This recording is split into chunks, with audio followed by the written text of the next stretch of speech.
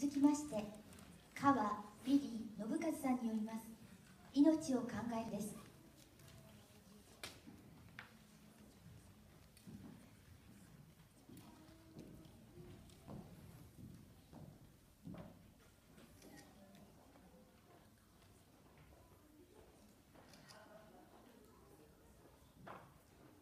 私は死にそうになるような、死にたいと思うような経験をしました。しかし私はここに立っています。生きています。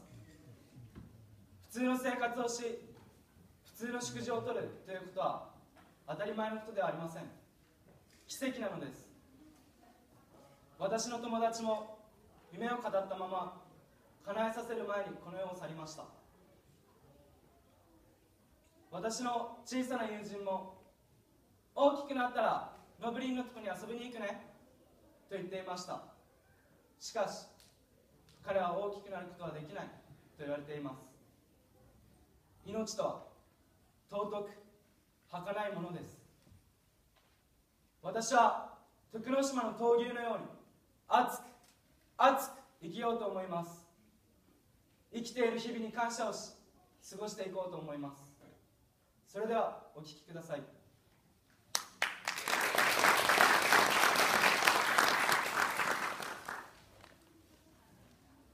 Have you ever felt the joy of living? Have you ever felt the pain of living? I'm sure that life is very precious for everyone. On August 29th, 2014,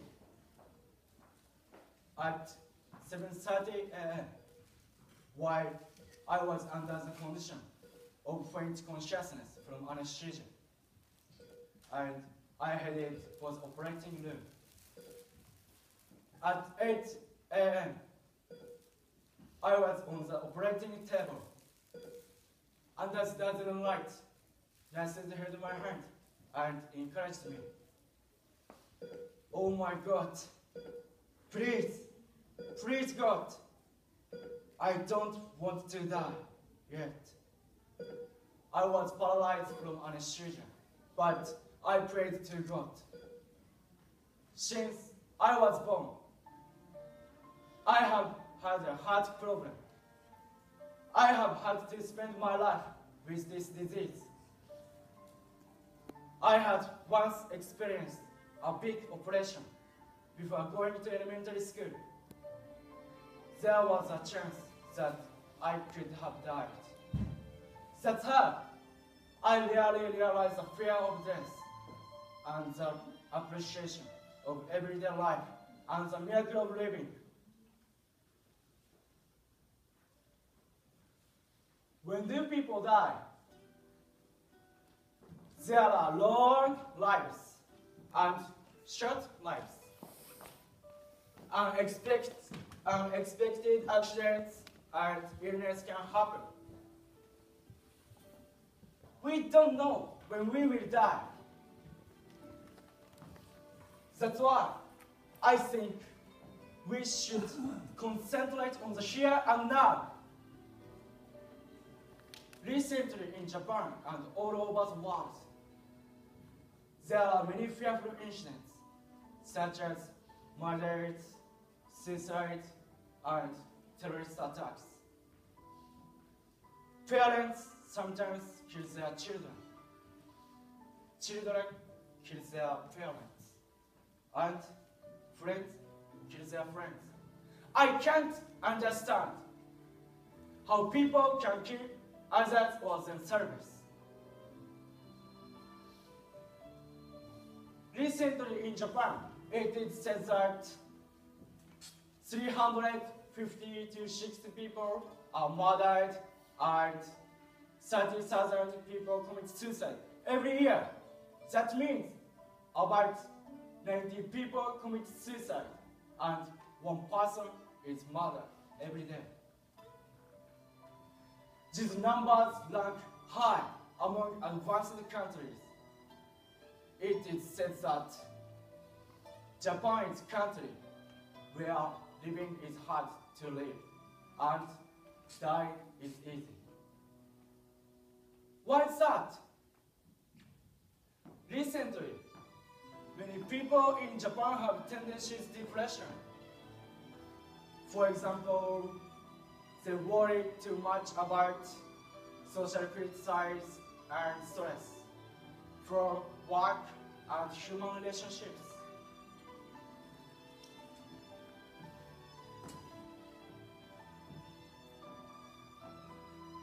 I know someone who committed suicide. She was my mother's friend and mother of my childhood friends. She was committed suicide 7 years ago. My friend didn't know this fact and heard that her mother had died in an accident. Moreover, another friend who was in a band with me in junior high school died. And my good friends from high school also died in accident. One of them taught me how to play guitar and how to study. And as a friend, and I would walk down on the street at night and talk about love and our dreams for the future. Sometimes we had fights, and then suddenly they were both gone. I can't believe the fact. Even now, I can't believe the fact. My friends are not here. Their powerful lives were erased forever. I was born and raised in Tokunoshima Island. Tokunoshima is a place blessed with rich nature and humanity. We swim with the fish, and we surf in the sea, and we chase rabbits, glare at poisoners, have snakes. We catch beetles in the mountain. It is full of life. On that island, there is an animal that has passion in all the islanders. It is a cow, a bullfighting. Tokunoshima has a bullfighting. People are very proud of it. Bullfighting in Tokunoshima is a fight between a bull and a bull, not bulls against humans like in Spain or Mexico.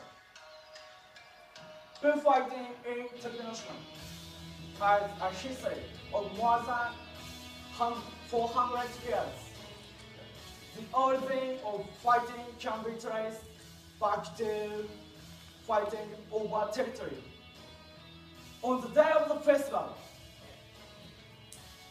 the bull's horns play to boost their attack power, and people hold a ritual ceremony in which they scatter swords and local alcohol so that their bull will win.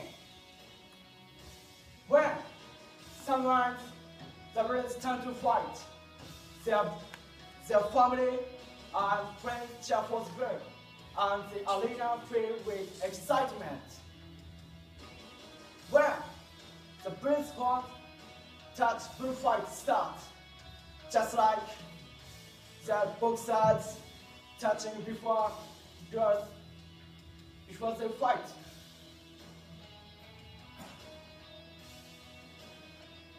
The bull's fighting style depends on the shape of its horn. These are tactics among the bulls that humans don't understand. The bull uses all technique and physical strength and guts in just a few minutes. It's rarely a fight between swords. People are moved by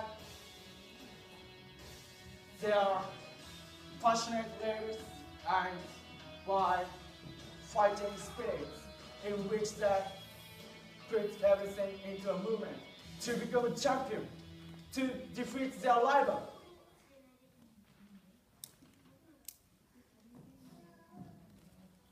As I mentioned before,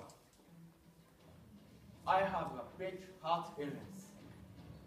I must spend my life with this disease. I had an operating when I was 6 years old, and I had second operation half a year ago. I have no memory of my first operation. All I remember is being in wheelchair and play with other children in hospital. However, this time was different. I was old enough to feel fear and appreciation. I felt the fear of death, pain after the operation, the realization that I was still alive, and the joy of being able to spend a normal life. I even felt like I was given new life. However, doctor said, compared to the operation 10 years ago, the probability for successful operation is higher, but it still has the possibility of failure. He also said that there are risks of after effects and consciousness if the operation is successful. That night, I couldn't sleep. Tears were running down my cheeks when I saw the letters from my mom and friends. I was scared the next day. I just remembered happy memories with my family and friends. It is scary to think that I could die if the operation failed. I thought, I have to live my life to God. On August 29th at 6:30 a.m., a nurse woke me up. At 7:30 a.m., I had injection of anesthesia and headed for the operating room. At 8 a.m., I was laid down on the operating table and stared at the white light above. The nurses held my hand and said, "Everything is all right. Don't worry. Don't worry. Nothing to worry about." I nodded with tears in my eyes. Then, my consciousness was gone. My operation took half a day. On September 1st, I regained consciousness. I spent about 3 days in the ICU. When I looked at my body, I could see a scar on my chest, 4 tubes in my stomach, and 1 tube in my urine bladder. I couldn't talk, eat, or do anything but lay in bed. I stayed for a while getting nutrition from Dolly. I was petrified with pain. I had painful feeling when I was coughing. I even thought I wanted to die. I remember that painful feeling even now. I was scared every day because I didn't know how long this pain would continue. However, time flies. Once I could talk and eat and move again, little by little, I started to recover. When I was walking down hallway in the hospital, I saw many children who had the same of disease as me. Some of them were sicker than me. However, they gave me a lot of courage. They encouraged me a lot. A child was very active, even though he was in pain. A child was crying, but smiling innocently afterwards. I got courage by just looking at them. There is no hurry without goodbye. The small light that appeared inside me burned in my heart. I experienced being close to death. However, I'm here. I'm alive. To live is not a matter of course. It's not a matter of course to live normal life and to eat normally.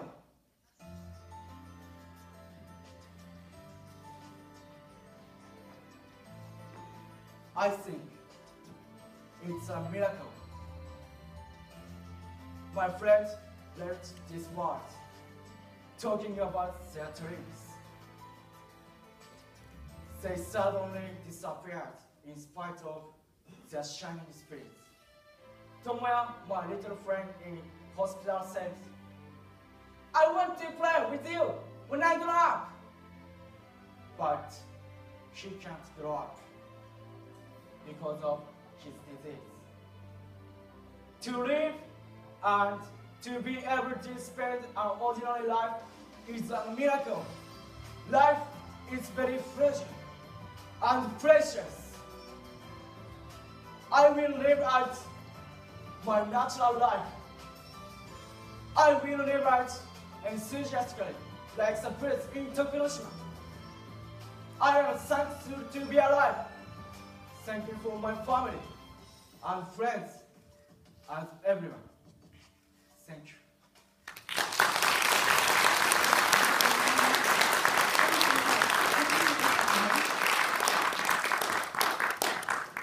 That was a very personal and very emotional story, Billy. Thank you for having the courage to share it.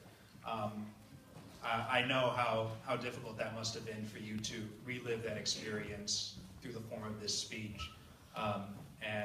Thank you so much for sharing that with us. It was very moving. Like you, I've also had friends who died far too young. I had a friend who committed suicide, and I had a friend who died of a brain tumor. And like you, I sometimes still feel that they're still there, and I'll still see them at some point. And then it all comes back. You forget that they're not there anymore, and that's something you learn to live with, but you never really forget. Your speech reminds me of a phrase. I believe it's Latin. It's called carpe diem, and it means seize the day. It basically means don't spend your life waiting.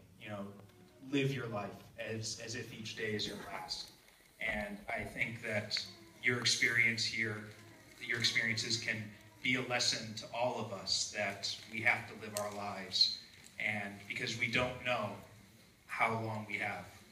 We may think that we have decades, but it may only be days. So thank you for reminding us all of that importance.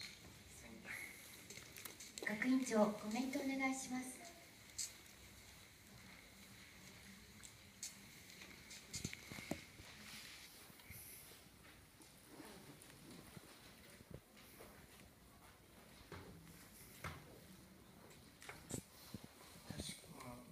福岡に行った時に子ども病院でしたかね。で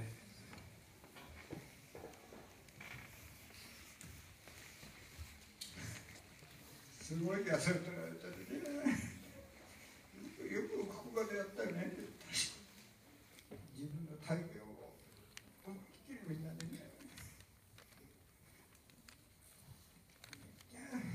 やっぱ福島ってすごいね、パワーがね。僕はあの時はおそらく無理だろうと思ったんですよね。こうしてここに立つのはね。でもよくやりました。僕も人生10回くらい死にそうになったけど、今も君の話聞いてると大したことないね、僕のね、10回死にそうになったこと。今日聞いてくれてる人も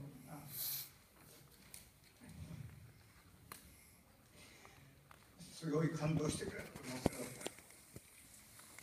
本当にありがとうと言いたいですね。よく頑張りました。ありがとうございます。